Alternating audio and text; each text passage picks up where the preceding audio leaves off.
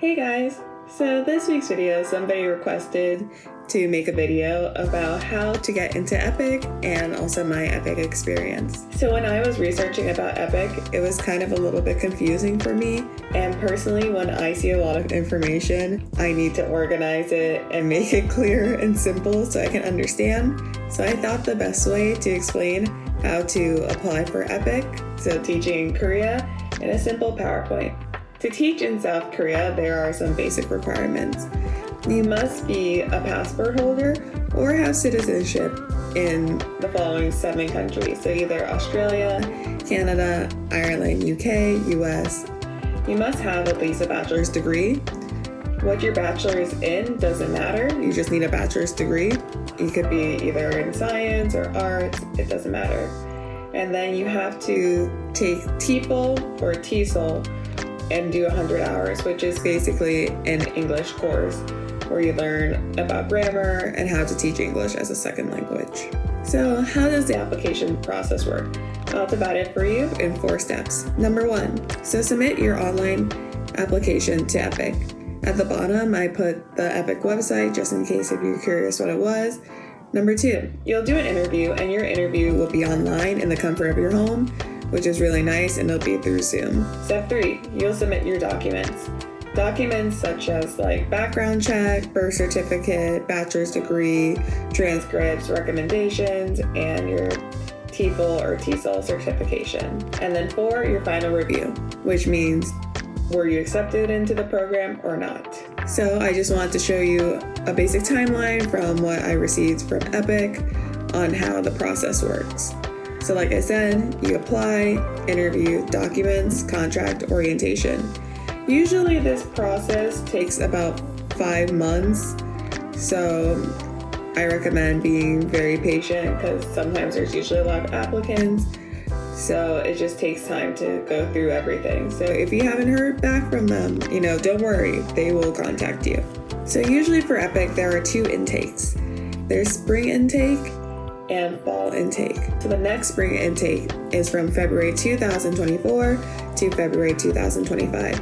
Usually the contract only lasts 1 year.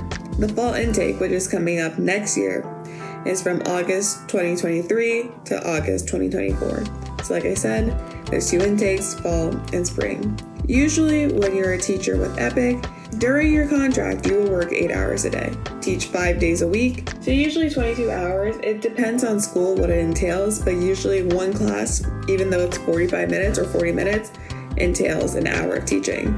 So sometimes I'll teach 18 classes, so that's 18 hours. So the max amount of classes I can teach or do is 22 hours. So EPIK is the English program in Korea. I think it's the best method to use if you want to teach English in Korea. EPIK has lots of benefits. You can make up to 2 million won to 2.5 million won a month. When you enter the country, they'll give you 130,000 won. And when you finish your contract and decide to go back to your country, they'll give you an exit allowance too, which is 1,300,000 won. So usually that money can be used to help buy your plane ticket. Also, you get free housing, which is really nice, so you don't have to worry about looking for a place because it will be provided for you. If you're interested in what an EPIK apartment looks like, right here, we'll list down my apartment tour. When you move to Korea, they'll give you a settlement allowance. Settlement allowance is about 300,000 won, which will help you, buy things to help you get settled into your place. Usually you can use that money freely, but like I said, I recommend using it for plates or cleaning supplies. You get medical insurance, you get a sponsored visa for the year, you get 26 paid vacation days, which is really, really nice. I love traveling, obviously, so 26 vacation days is a really nice benefit. And then also you get free intensive training, which is usually during the orientation and sometimes during the school year as well. So why did I choose EPIK? I went through a recruiting agency called CIEE.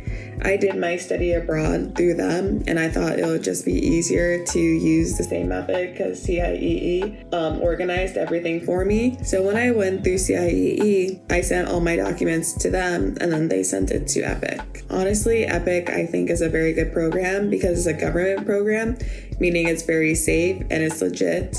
and you get paid on time. So I decided to choose Korea because I enjoyed it so much when I studied abroad. So I really needed a job after graduation. So I was like, why not? Let's try. I really, really don't regret it. And I'm really happy to experience a culture outside of my own.